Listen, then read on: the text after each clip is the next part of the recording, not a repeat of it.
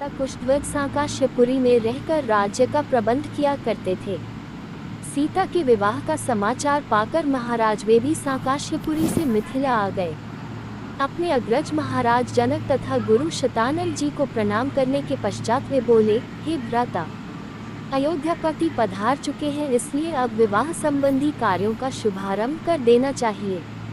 इस पर जनक जी ने शतानन जी से कहा, हे गुरुवर, भाई कुशध्वज के कहने के अनुसार हमें शुभ रीतियों और विधि विधानों के अनुसार कार्य प्रारंभ करना चाहिए।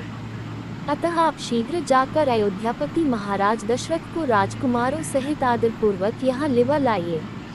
शतानन जी जनवासे में महाराज दशरथ के पास पहुँचे और उनसे आदरपूर्वक बोले, महाराजाधिराज, मिथिला नरेश महाराज जनक अपने कनिष्ठ भ्राता कुशध्वज, परिजनों एवं समस्त मंत्रियों के साथ आपके दर्शनों के लिए उत्सुक हैं और अपने दरबार में आपकी प्रतीक्षा कर रहे हैं।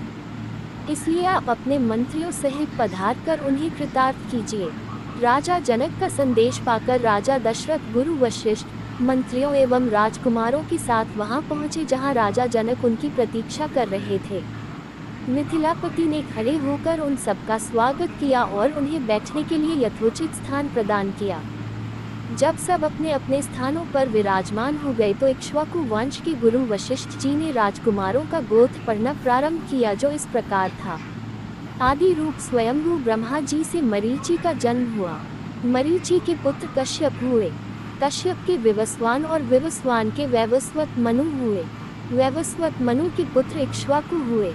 इक्ष्वाकु ने अयोध्या को अपनी राजधानी बनाया और इस प्रकार इक्ष्वाकु कुल की स्थापना की। इक्ष्वाकु के पुत्र कुक्षी हुए। कुक्षी के पुत्र का नाम विकुक्षी था। विकुक्षी के पुत्र बाण और बाण के पुत्र अनरण्य हुए। अनरण्य से पृथु और पृथु से त्रिशंकु का जन्म हुआ। त्रिशंकु के पुत्र धुंधुमार हुए। धुंधुमार के पुत्र का नाम युवनाश था। युवनाश के पुत्र माधाता हुए और माधाता से सुसंधि का जन्म हुआ। सुसंधि के दो पुत्र हुए, ध्रुव संधि एवं प्रसेंजित। ध्रुव संधि के पुत्र भरत हुए। भरत के पुत्र असित हुए और असित के पुत्र सगर हुए। सगर के पुत्र का नाम असमना था। असमना के पुत्र अंशुमान तथा अंशुमान के पुत्र दिलीप हुए। दिलीप के पुत्र भागीरथ हुए। इन्हीं भागीरथ ने अपनी तपोबल से गंगा को पृथ्वी पर लाया। भागीरथ के पुत्र ककुत्स्थ और ककुत्स्थ के पुत्र रघु हुए। रघु के अत्यंत तेजस्वी और पराक्रमी नरेश होने के कारण उनके बाद इस वंश का नाम रघुवंश हो गया। रघु के पुत्र प्रवृद्ध हुए, जो एक शाप के कारण राक्षस हो गए थे। इनका दूसरा नाम कल्माशपाद था। प्रवृद्ध के पुत्र शंखन और शंखन के पुत्र सुदर्शन हुए। सुदर्शन के पुत्र का नाम अग्निवर्ण था। अग्निवर्ण के पुत्र शीघ्रग और शीघ्रग के पुत्र मरु हुए। मरु के पुत्र प्रशुश्रुक और प्रशुश्रुक के पुत्र अम्बरीश हुए। अम्बरीश के पुत्र का नाम नहुष था। नहुष के पुत्र ययाति और ययाति के पुत्र नाभाग हुए। नाभाग के पुत्र का नाम अज था। अज के पुत्र दशरथ हुए और दशरथ के ये 4 पुत्र रामचंद्र, भरत, लक्ष्मण तथा शत्रुघ्न हैं। इक्ष्वाकु कुल का वर्णन करने के पश्चात वशिष्ठ जी ने कहा, हे राजन, अब आप भी अपनी वंश परंपरा का परिचय दीजिए, क्योंकि विवाह जैसे मांगलिक अवसरों पर दोनों ही कुल अपने अपने वंश का परिचय देते हैं। महाराज जनक बोले, महर्षि, आपने सर्वथा उचित बात कही है। अब मैं भी अपने कुल का परिचय देता हूँ। प्राचीन काल में निमि नामक एक धर्मात्मा राजा थे। उनके मिथि नामक पुत्र हुआ, जिन्होंने मिथिला बसाई। मिथि के पुत्र का नाम जनक था। उन्हीं के नाम पर मिथिला के राजा लोग जनक कहलाते हैं। जनक के पुत्र उदावसु और उदावसु के पुत्र नंदिवर्धन हुए।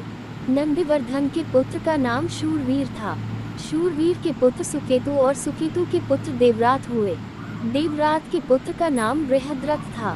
बृहद्रथ के पुत्र महावीर और महावीर के पुत्र सुधृति हुए। सुधृति के पुत्र का नाम धृष्टकेतु था। धृष्टकेतु के पुत्र हर्यश्व और हर्यश्व के पुत्र मरु हुए। मरु के यहाँ प्रतींधक की उत्पत्ति हुई।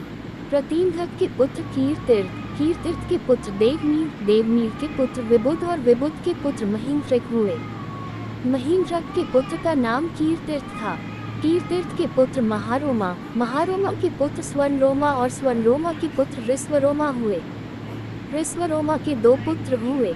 उनमें से बड़ा मैं हूँ और मुझसे छोटा कुशध्वज है। हम दोनों भाई इसी प्रदेश में रहकर राजकाज संभालते थे।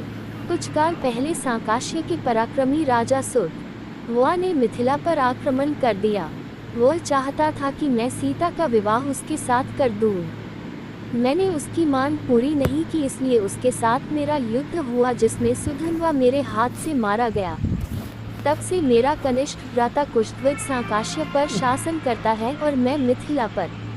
मैं अपनी बड़ी पुत्री सीता का विवाह राजकुमार रामचंद्र के साथ और छोटी पुत्री उर्मिला का विवाह उनके कनिष्ठ भ्राता लक्ष्मण के साथ करना चाहता हूँ।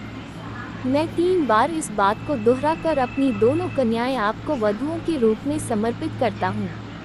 फिर वे राजा दशरथ से कहने लगे, हे नृपश्रेष्ठ, अब आप इनसे गौदान कराकर नांदीमुख श्राद्ध का कार्य संपन्न कीजिए। इसके पश्चात लोक प्रचलित पद्धति के अनुसार विवाह का कार्य आरंभ कीजिए। यह अवसर सर्वथा उपयुक्त एवं कल्याणकारी है। आज मघा नक्षत्र है। आज से तीसरे दिन फाल्गुनी नक्षत्र होगा। इससे अधिक उपयुक्त समय विवाह के लिए दूसरा नहीं हो सकता। आप इन दोनों भाइयों के अभ्युदय के लिए गौ, भूमि, स्वर्ण, तिल आदि का दान कराइए। राजा जनक के कथन समाप्त होने पर महामुनि विश्वामित्र बोले, हे राजन, आप और राजा दशरथ दोनों के ही कुल पूर्णतया धर्मपरायण, कीर्तियुक्त एवं समान है। अतः इन दोनों कुलों में विवाह संबंध सर्वथा उपयुक्त है। सीता और उर्मिला भी राम और लक्ष्मण के सर्वथा उपयुक्त हैं। आपके कनिष्ठ भ्राता कुशध्वज भी आपकी ही भांति धर्मपरायण एवं प्रतिभा संपन्न हैं। इनकी भी 2 रूपवती, सुंदर एवं विवाह योग्य कन्याएं हैं। हे नरश्रेष्ठ, मैं चाहता हूँ उनका भी विवाह महाराज दशरथ के 2 योग्य और पराक्रमी पुत्रों भरत और शत्रुघ्न के साथ हो जाए। विश्वामित्र की बात सुनकर जनक बोले, हे मुनिवर, आपके इस आदेश को स्वीकारते हुए मैं अपने कुल को धन्य समझता हूँ।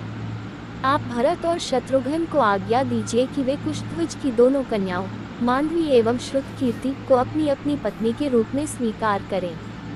इसके बाद मिथिला नरेश से अनुमति लेकर राजा दशरथ वशिष्ठ जी और विश्वामित्र जी के साजनवासे में लौट गए।